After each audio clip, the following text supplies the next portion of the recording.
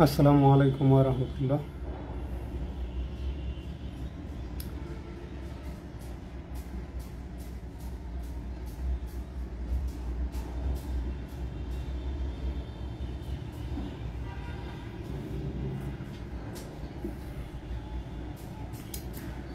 পরীক্ষার্থীর ইংরেজি হচ্ছে এক্সামিনি, অর্থাৎ যে ব্যক্তিকে তার কোনো বিষয়ে দক্ষতা কেমন আছে সেটা যাচাই করার জন্য পরীক্ষা নেওয়া হয়, অথবা যে ব্যক্তি কোনো পরীক্ষা নেয় তাকে আমরা বলি examinee.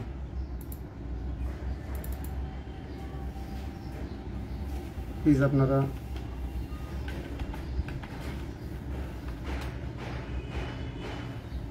examining a person who is being tested to see how much they know about a subject, অর্থাৎ যে ব্যক্তিকে পরীক্ষা করা হয় বা যাচাই করা হয় একটা বিষয় সে কত বেশি জানে, or what they can do, অথবা সে কতটা করতে পারে, অথবা a person who is taking an exam, অর্থাৎ যে ব্যক্তি কোনো পরীক্ষা দেয়। তো পরীক্ষা দেওয়ার ক্ষেত্রে আমরা ব্যবহার করি টেক, মানে এক্সামিনি হিসেবে। দেখেন, এক্সামিনি মানে আপনি পরীক্ষার্থী হলে টেক হবে, আর পরীক্ষক হলে গিভ হবে। তো প্রোনাউন্সিয়েশনটা দেখেন, এক্সামিনি তেমনি এক্সামিন। তাহলে পরীক্ষার্থী হিসাবে পরীক্ষা দেওয়ার অর্থে আমরা ব্যবহার করি টেক। তারপর অ্যাপিয়ার, অ্যাট বা ইন, এইটা আমাদের দেশে যে ট্রেডিশনাল গ্রামার বইগুলো আছে বা আমাদের দেশে এটার প্রচলন আছে। আমরা যখন অনার্সে পরীক্ষা দিয়ে বিশেষ পরীক্ষা দিতে যাই তখন এই যে বলা হয় অ্যাপিয়ার সার্টিফিকেট। তো এই অ্যাপিয়ার পরীক্ষা দেওয়া, সে পরীক্ষায় অবতীর্ণ হয়ে সে পরীক্ষায় অংশগ্রহণ করেছে, এই অর্থে ব্যবহার করা হচ্ছে অ্যাপিয়ার, অ্যাট বা ইন। অথবা সিট ফর, এটা আগে প্রচলিত ছিল কিন্তু এখন শুধু সিটও ব্যবহার হয়।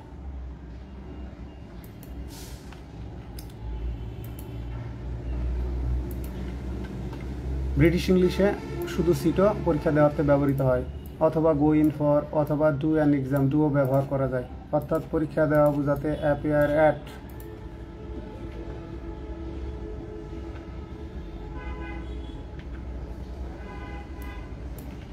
অ্যাপিয়ার অ্যাট অথবা অ্যাপিয়ার ইন, সিট অথবা sit for, go in for, take, do, an বা দ্য এক্সাম অথবা টেস্ট ব্যবহৃত হয়।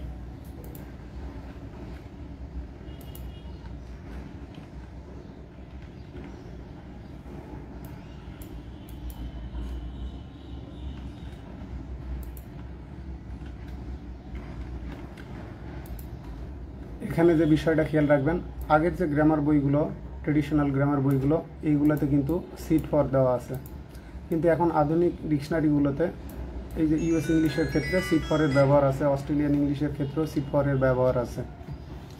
তবে অক্সফোর্ড এবং কেমব্রিজ ডিকশনারিতে শুধু সিট ব্যবহার করা হয়েছে। এখন যে লেটেস্ট এডিশনগুলো আছে এইগুলো আপনারা দেখলে পাবেন।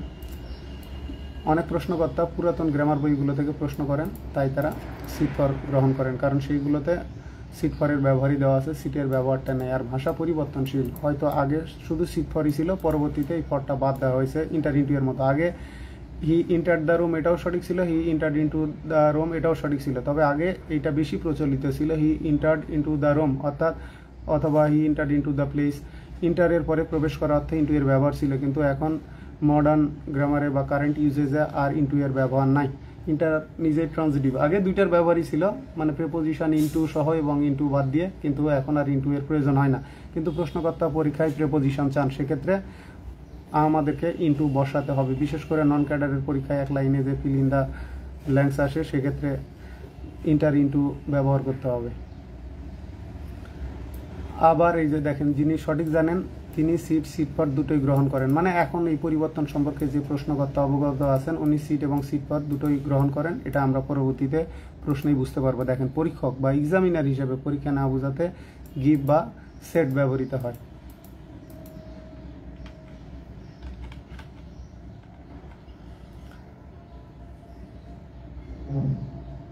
তাহলে আমরা ট্রেডিশনালের দেখেন ইউজেস, যেটা ট্রেডিশনাল গ্রামার বা ট্রেডিশনাল ইউজেস, হি টুক অথবা অ্যাপিয়ার্ড অ্যাট অথবা ইন অথবা স্যাট ফর অথবা went in for the examination, এটা ট্রেডিশনাল।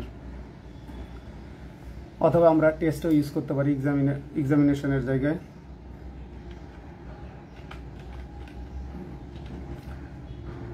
ঠিক একইভাবে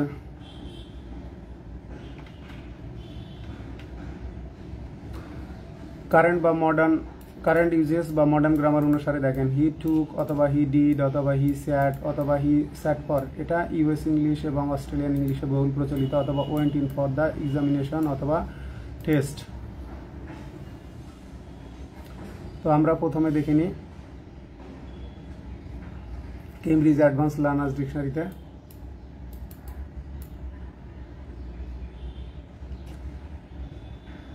কেমব্রিজ অ্যাডভান্স লার্নার্স ডিকশনারিতে যেটা বলা আছে সিট ভার্ব সিটিং মানে এক্সামিনেশন রিলেটেড, তাহলে মেনলি ইউকেতে দেখেন টু টেক অ্যান এক্সামিনেশন। এখন এক্সাম্পল দেখি, after I have sat my exams, আমি আমার পরীক্ষা দেওয়ার পরে I am going on holiday, আমি ছুটি কাটাতে যাচ্ছি বা ছুটি কাটাতে যাব। এখন এখানে অস্ট্রেলিয়ান লেখা আছে, দেখেন অস্ট্রেলিয়ান ইংলিশে বা ইউএস ইংলিশের ক্ষেত্রে এটা I sat for my exams today, আমি আমার পরীক্ষাগুলো আজকে দেব, আজকে আমি আমার পরীক্ষাগুলো দিলাম। সরি, এই যে টুডে থাকলে প্রেজেন্ট টেন্সও হতে পারে, পাস্ট টেন্সও হতে পারে। যেমন হি কেম লেট টুডে, সে আজ দেরিতে আসলো, সে আজ দেরিতে আসলো।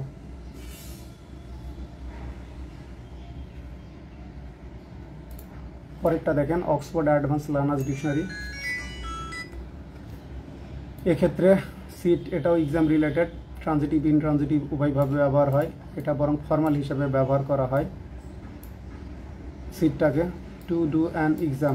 তাহলে দেখেন এই যে মানে এটা হলো ফর্মাল রাইটিংয়ের ক্ষেত্রে সিট বহুল প্রচলিত। ব্রিটিশ ইংলিশে যেটা বলা হয়েছে দেখেন সিট সামথিং মানে ক্যান্ডিডেটস প্রার্থীরা will sit the examinations in June, জুনে প্রার্থীরা পরীক্ষা দিবে। এখন দেখেন মোস্ট অফ দ্য স্টুডেন্টস, অধিকাংশ শিক্ষার্থীরা সিট অ্যাটলিস্ট 5 CGACS মানে এখানে এক্সামিনেশন শেষে, এই যে ইয়ের অর্থ হচ্ছে এক্সামিনেশনস, এটা যেহেতু শর্ট ফর্ম আছে ইলাবোরেশন করলে। এবারে আসেন specially North American English, American ইংলিশে সিট ফর সামথিং, এই যে he was about to sit for his entrance exam, সে তার এন্ট্রান্স পরীক্ষা দিচ্ছিলই।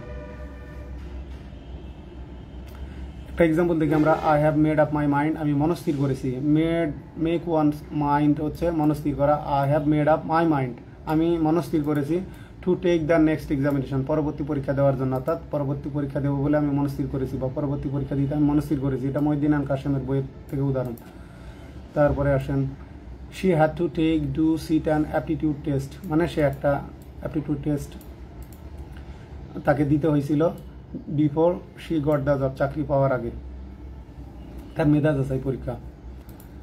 তাহলে আমরা প্রথম কোশ্চেন দেখি, I shall not dash the examination this ইয়ার, এক্ষেত্রে শ্যালের ব্যবহার হবে না, এক্ষেত্রে কারেন্ট ইউজেজে এখন আর শ্যালের ব্যবহার নাই, এক্ষেত্রে উইল হবে।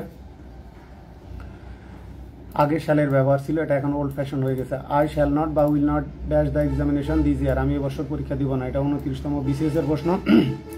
প্রশ্নকর্তা আনসার নিয়েছিলেন অ্যাপিয়ার অ্যাট, অথবা ওখানে লেখা ছিল সিট ফর, কিন্তু এখানে সিটও যে অটোমেটিকলি এখন রাইট আনসার এটা প্রশ্নকর্তা জানতেন না।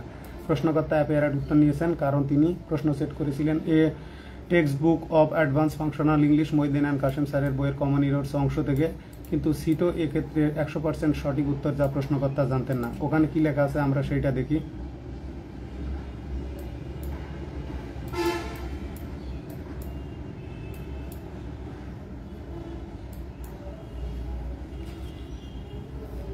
এখন দেখেন তাহলে বুঝতে, মহিউদ্দিন খান কাসেমের যে বইয়ের কারেকশন অংশ সেখানে errors of inappropriate words verb অংশের মধ্যে লেখা আছে ইনকারেক্ট। দেখেন I shall not give the examination this year, কারেক্টে বলা আছে I shall not appear at or sit for the examination this year. প্রশ্নকর্তা এখান থেকে কপি করেছেন, তো উনি তো এই পর্যন্তই নেবেন। ফর বাদ দিলে যে সিটও সঠিক এটা প্রশ্নকর্তা জানতেন না, যা হোক অ্যাপিয়ার অ্যাট অথবা সিট ফর। পরেরটা দেখেন she is planning to sit dash a test, এক্ষেত্রে যে সিট আমাদের প্রশ্নকর্তা আনসার নিয়েছেন ফর। রাজশাহী বিশ্ববিদ্যালয় ইউনিট 21-22 ভর্তি পরীক্ষার কোশ্চেন। পরে দেখেন you will take the examination, এটা জগন্নাথ বিশ্ববিদ্যালয়ের বি ইউনিটের কোশ্চেন। তাহলে এক্ষেত্রে পরীক্ষা দেওয়ার্থে প্রশ্নকর্তা উত্তর নিয়েছেন অ্যাপিয়ার অ্যাট। একইভাবে দেখেন হি ওয়াজ ডিবার্ড ফ্রম ড্যাশ দ্য এক্সামিনেশন, তাকে পরীক্ষা দেওয়া থেকে বিরত রাখা হলো, মানে পরীক্ষা দিতে দেওয়া হলো না, এটা জাতীয় সংসদ সচিবালয়ের সহকারী পরিচালক 6, বিটিভির প্রযোজক 6 এবং 13তম বিজের সহকারী জজ নিয়োগ পরীক্ষায় 2019-এর প্রিলি পরীক্ষায় আসছে। তো এক্ষেত্রে যেটা দেখেন অপশনে টেকিংও আছে, সিটিংও আছে। প্রশ্নকর্তা উত্তর নিয়েছেন টেকিং, কারণ প্রশ্নকর্তা জানতেন সিট ফর মানে পরীক্ষা দেওয়া। আবার অ্যাপিয়ার অ্যাট, এখানে অ্যাট নাই, উনি এটা ভুল ধরেছেন, এখানে ফর নাই, প্রশ্নকর্তা এটাকে ভুল ধরেছেন, কিন্তু এটাও 100% সঠিক, যা প্রশ্নকর্তা জানতেন না। একইভাবে দেখেন Rimi was debarred dash appeared at the examination, ওই যে আগের প্রশ্ন, ঠিক এইটা, এই যে অ্যাট। তো যেহেতু তাহলে আমাদের এখানে কি হবে, ডিবার্ডের পরে ফ্রম বসে। তো আমি জাস্ট এটা বোঝানোর জন্য এই উদাহরণটা আনা। প্রাথমিক সহকারী শিক্ষক নিয়োগ 93-এর প্রশ্ন। আবার Shahjalal agricultural, Sylhet agricultural university 8-9-এর ভর্তি পরীক্ষা আসছে। এবার আমরা আরও কিছু কোয়েশ্চেন দেখি। কোনটি শুদ্ধ বাক্য? তাহলে দেখেন he will sit with the exam, he will sit on the exam, he will sit for the exam, অথবা he will sit in the exam. তাহলে এক্ষেত্রে রাইট আনসারটা হচ্ছে he will sit for the exam, সে পরীক্ষা দিবে, পরীক্ষাটি সে দিবে। মানে he will sit for the exam অথবা he will sit the exam, দুটোই রাইট। এই যে দেখেন he is sitting dash the exam, প্রশ্নকর্তা উত্তর চেয়েছেন ফর, কিন্তু এখানে যদি আমরা কোনো প্রিপোজিশন না দিই তাহলেও এটা সঠিক। এটা 22তম বিসিএস এর কোশ্চেন। দেখেন which of this sentences is incorrect, এই 4টা বাক্যের মধ্যে কোনটা ইনকারেক্ট? যেহেতু পরীক্ষার্থীরা পরীক্ষা নিয়েছে, এ কারণে এই যে দেখেন students are giving an exam, এইটা হবে না। ছাত্ররা পরীক্ষা নেয় না, তারা পরীক্ষা দেয়। তো সাধারণত গিভ অর্থ দেওয়া আর টেক অর্থ নেওয়া, কিন্তু পরীক্ষার ক্ষেত্রে পুরোটাই উল্টা। ঠিক এই যে এখানে পরীক্ষার্থী হিসেবে পরীক্ষা দেওয়া বোঝাতে টেক, আর পরীক্ষক হিসেবে পরীক্ষা নেওয়া বোঝাতে গিভ ব্যবহার হয়। তাহলে we are sitting an exam, এটা রাইট। পরীক্ষার্থী যত শিক্ষার্থীরা, we are taking an exam, এটাও right. Teachers are giving an exam, এটাও রাইট। শিক্ষকরা পরীক্ষা নিচ্ছে, তো teachers are giving an exam, teacher students examiner. দেখেন from your point of view, আমি অবশ্যই এটুকু আপনাদের বোঝার সাথে যুক্ত করে দিয়েছি। ইওর মানে ওই পরীক্ষার্থীকে বলা হয়েছে যে তোমার দৃষ্টিকোণ থেকে, পয়েন্ট অফ ভিউ থেকে, হুইচ সেন্টেন্স ইজ ইনকারেক্ট, যেহেতু পরীক্ষার্থী পরীক্ষা দিচ্ছে। এটা আর ইউ A1 19-20-এর প্রশ্ন।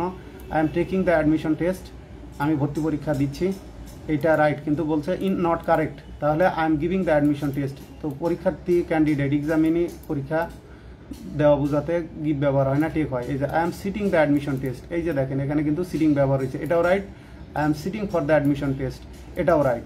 তাহলে এখানে এ সি ডি তিনটাই রাইট, গিভিংটা রং। তাহলে বুঝতে পারলেন কোনো প্রশ্নকর্তা দুটোই জানেন যে সিটিং মানেও, সিট মানেও পরীক্ষা দেওয়া এবং সিট ফর মানেও পরীক্ষা দেওয়া। তারপরের প্রশ্ন দেখেন, এই যে choose the correct sentence. Catherine পরীক্ষা দিল, ন্যাশনাল ইউনিভার্সিটি মানবিক 7-8-এর প্রশ্ন। ক্যাথারিন গেভ হার এক্সামিনেশন, এখানে গেভ হবে না, কারণ পরীক্ষা দেওয়া বোঝাতে take. Catherine has given her, এটাও ভুল। হার এক্সামিনেশন ওয়াজ গিভিং, মানে তিনটাতেই গিভ ব্যবহার করা হয়েছে, পরীক্ষা দেওয়াতে এটা ভুল। ক্যাথারিন টুক হার এক্সামিনেশন, এইটা রাইট। দেখেন the students are not prepared, শিক্ষার্থীরা প্রস্তুত না কি করার জন্য, পরীক্ষা দিতে। The examination Pubali bank trainee assistant teller 17 সালে। তাহলে to listen, to work, to take, to give, তাহলে এখানে স্টুডেন্টসের কথা বলা হয়েছে, তাহলে হবে টু টেক। এবার দেখেন তারা এবার উচ্চ মাধ্যমিক পরীক্ষা দিয়েছে,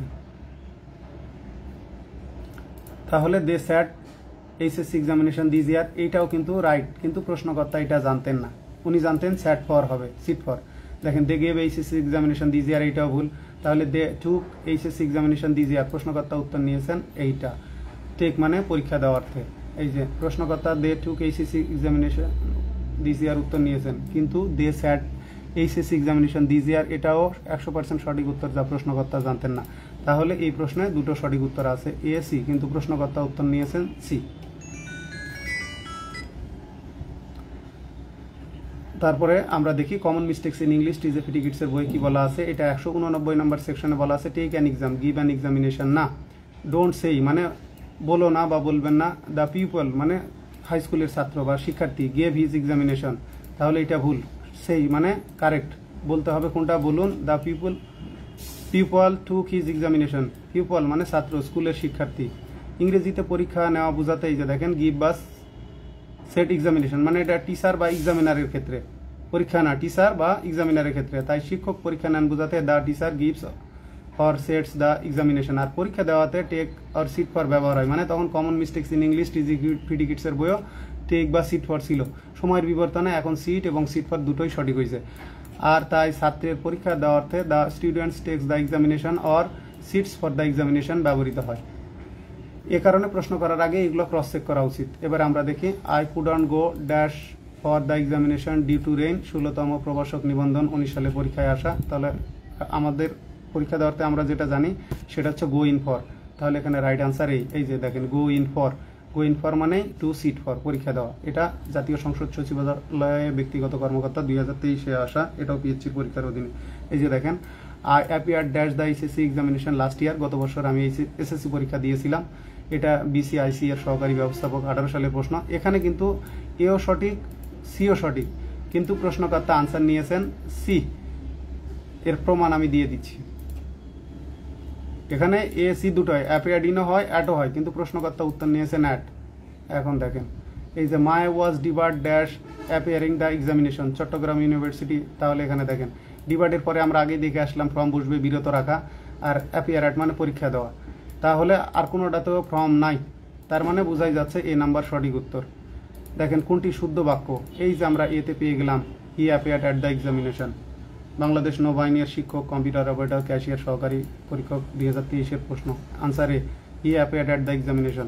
এবার আসেন each of the students who fill out the form admission form, ছাত্রদের প্রত্যেকে যারা ভর্তি পরীক্ষার ফর্ম পূরণ করেছিল।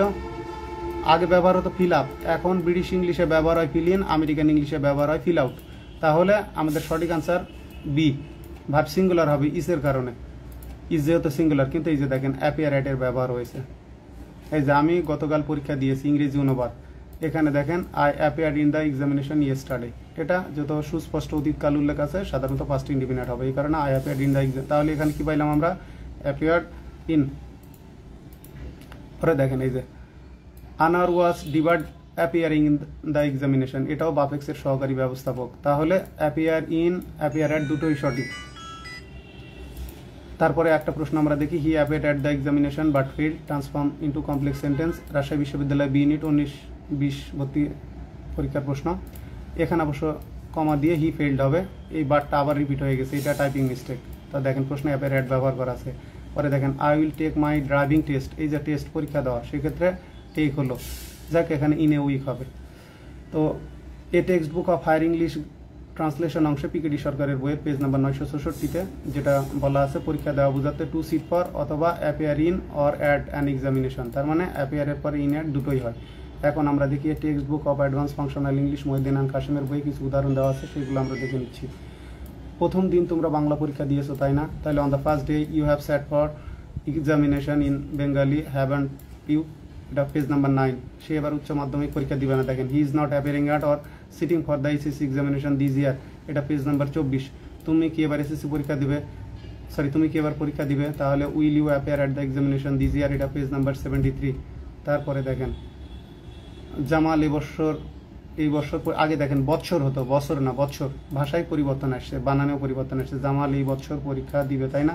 Jamal will sit for the examination this ইয়ার, তার মানে আগে সিট ফরই ব্যবহার ছিল, সময়ের বিবর্তনে এখন ফর মানে বাদ দিলেও সঠিক। এটা পেজ নাম্বার 92। সে এই বছর পরীক্ষা দিবে নয় কি he will appear at or sit for, তাহলে আমরা বুঝতে পারলাম আগে অ্যাপিয়ার অ্যাট এবং সিট ফরই প্রচলিত ছিল। তো আজকের লাইভ ক্লাস এ পর্যন্তই। আশা করি আপনারা এই ক্লাসটা থেকে ব্যাপকভাবে উপকৃত হবেন এবং কোনটা ভুল কোনটা সঠিক এটা জানতে পারবেন। আল্লাহ হাফেজ।